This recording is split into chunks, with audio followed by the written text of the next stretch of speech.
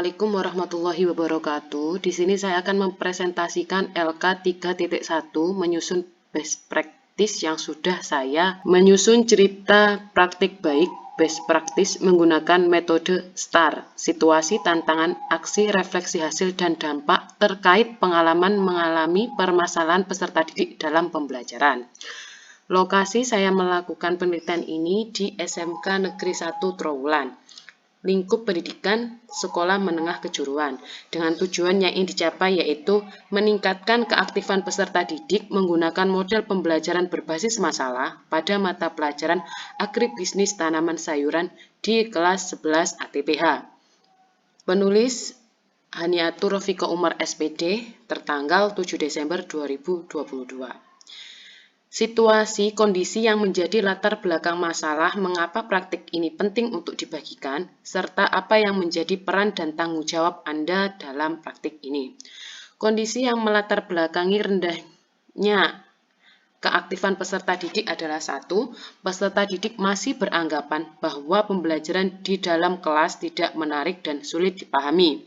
2. Peserta didik kurang aktif dan responsif dalam mengikuti pembelajaran. 3. Peserta didik kurang bersemangat dan antusias untuk mengikuti pembelajaran. Dan 4. Pembelajaran hanya berpusat kepada guru atau teacher-centered learning. Kondisi di atas juga disebabkan oleh kurangnya kemampuan guru dalam menampilkan media, model, dan metode pembelajaran yang inovatif dan kreatif bagi peserta didik. Praktik ini dirasa cukup penting untuk dibagikan karena banyak guru yang mengalami hal yang serupa dengan apa yang penulis alami dalam KBM, sehingga melalui praktek pembelajaran ini diharapkan dapat menjadi referensi yang sangat membantu guru dan pendidik untuk mengatasi permasalahan seputar pembelajaran di kelas melalui model pembelajaran yang tepat dan inovatif sesuai dengan kebutuhan peserta didik saat ini. Sebagai seorang guru, saya memiliki tanggung jawab dan kewajiban untuk terus berusaha menciptakan lingkungan belajar yang menerapkan model pembelajaran yang inovatif dan kreatif sehingga tujuan pembelajaran yang diharapkan dapat tercapai dengan baik. Tantangan apa saja yang menjadi tantangan? Apa saja yang menjadi tantangan untuk mencapai tujuan tersebut serta siapa saja yang terlibat? Dari analisis kajian literatur dan wawancara, penyebab dari tujuan pembelajaran yang ingin dicapai yaitu meningkatkan keaktifan peserta didik dalam mengikuti pembelajaran, maka beberapa tantangan yang terjadi yaitu 1. Faktor guru dalam memilih media yang tepat untuk menyampaikan materi pembelajaran. 2. Faktor guru dalam memilih model pembelajaran dalam proses pembelajaran belum inovatif sesuai kebutuhan peserta didik. 3. Kurangnya pemanfaatan TIPEK di dalam proses belajar mengajar. 4. Kurangnya motivasi belajar peserta didik. Dilihat dari tantangan tersebut bahwa tantangan yang dihadapi merupakan sisi kompetensi guru yang harus ditingkatkan baik dalam bidang pedagogik maupun profesional. Yang terlibat dalam tantangan ini adalah guru dan peserta didik. Aksi atau langkah-langkah apa yang dilakukan untuk menghadapi tantangan tersebut sehingga apa yang digunakan atau bagaimana prosesnya, siapa saja yang terlibat, atau apa saja sumber daya materi yang diperlukan untuk melaksanakan strategi ini. Saya menggunakan model pembelajaran berbasis masalah atau based learning. Di fase pertama yaitu mengidentifikasi masalah. Sebagian besar peserta didik mampu mengidentifikasi masalah yang terjadi. Langkah yang harus saya lakukan adalah saya tetap berusaha untuk mencari referensi dari berbagai sumber tentang bagaimana cara menyajikan informasi kepada peserta didik dengan lebih kreatif dan merangsang peserta didik untuk berpikir kritis. Pada fase 2 yaitu mengorganisasi peserta didik. Peserta didik kurang responsif terhadap pertanyaan pemantik yang diberikan guru. Sebaiknya saya memberikan clue atau petunjuk yang dapat membimbing peserta didik pada jawaban atas pertanyaan yang saya berikan. Fase ketiga, membimbing penyidikan. Masih ada anggota kelompok yang pasif dan cenderung tidak melakukan apa-apa.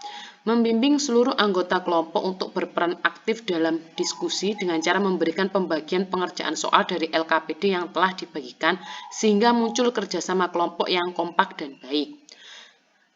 Pada fase 4 yaitu menyajikan hasil penyelidikan, peserta didik yang tidak presentasi kurang memperhatikan temannya yang sedang presentasi. Seharusnya saya dapat menegur peserta didik lainnya untuk menghormati dan menghargai temannya yang sedang presentasi dan mampu mendorong untuk bertanya terkait presentasi yang telah dilakukan. Memberikan motivasi kepercayadirian dalam memberikan pertanyaan kepada anggota kelompok yang sedang presentasi. Pada fase 5 atau evaluasi, sebagian peserta didik kurang cermat dan teliti dalam menjawab pertanyaan yang diberikan. Sebaiknya, sebelum melakukan evaluasi, saya harus yakin bahwa peserta didik sudah siap dengan sedikit pertanyaan tentang apa saja yang sudah guru dan peserta didik bahas bersama terkait materi pembelajaran. Saya juga harus menekankan hal-hal penting yang menjadi kunci keberhasilan pembelajaran. Dalam melaksanakan rangkaian pembelajaran ini, saya menggunakan media pembelajaran yang terintegrasi dengan teknologi berupa slide presentasi dalam aplikasi Canva dan video YouTube dan juga menggunakan printout LKPD yang digunakan dalam diskusi kelompok. Refleksi hasil dan dampak. Setelah melakukan refleksi pembelajaran, ada beberapa hal penting yang saya catat, antara lain 1. Kemampuan guru dalam menggunakan media pembelajaran yang terintegrasi teknologi sangat berpengaruh terhadap suksesnya kegiatan pembelajaran. 2. Guru harus bisa menerapkan model strategi dan metode pembelajaran yang tidak hanya inovatif dan berbasis TPEK, tetapi juga penting untuk menyesuaikan dengan karakteristik dan kebutuhan peserta didik tersebut. 3. Guru harus bisa mengkondisikan peserta didik siap untuk mengikuti pembelajaran sebelum dimulai. 4. Guru harus bisa menciptakan suasana belajar yang menyenangkan dan kondusif bagi peserta didik. 5. Guru dan dosen PAMO juga memberikan respon yang positif terkait keadaan peserta didik yang kooperatif dan bisa berkolaborasi dengan guru secara baik. Faktor keberhasilan kegiatan pembelajaran ini sangat ditentukan oleh kemampuan guru dalam menguasai model pembelajaran, media pembelajaran, dan langkah-langkah rencana pelaksanaan pembelajaran yang telah dibuat sebelumnya. Faktor lainnya adalah kondisi peserta didik yang kooperatif saat pembelajaran juga mempengaruhi keberhasilan tercapainya tujuan pembelajaran yang diharapkan. Pembelajaran penting yang dapat diambil dari praktek pembelajaran yang sudah saya terapkan ini adalah sebagai berikut. 1. Dengan praktik pembelajaran yang sudah saya laksanakan, saya dapat merancang materi dan media pembelajaran yang menarik dan inovatif berbasis TPEK. 2.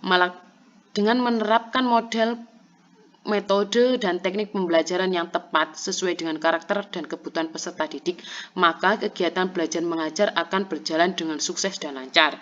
Sebagai seorang guru, tentunya terus berusaha dan meningkatkan kemampuan diri dalam menciptakan suasana dan lingkungan pembelajaran yang menarik, kreatif, dan inovatif bagi peserta didik sehingga capaian pembelajaran yang diharapkan dapat tercapai dengan baik. 4. Guru bukan hanya sekedar penyampai informasi atau pengetahuan saja. Guru juga harus bisa menjadi sosok yang terus-menerus belajar dan bisa menjadi inspirasi bagi peserta didik dalam kehidupan sehari-hari. Inilah best practice dari 4 PPL yang sudah saya lakukan selama mengajar di SMK Negeri 1 Trawulan. Adapun kekurangan dari apa yang sudah saya susun, saya tetap memohon kritik, saran, serta masukan dari Bapak atau Ibu guru yang menyaksikan video yang sudah saya buat. Akhir kata, terima kasih. Wassalamualaikum warahmatullahi wabarakatuh.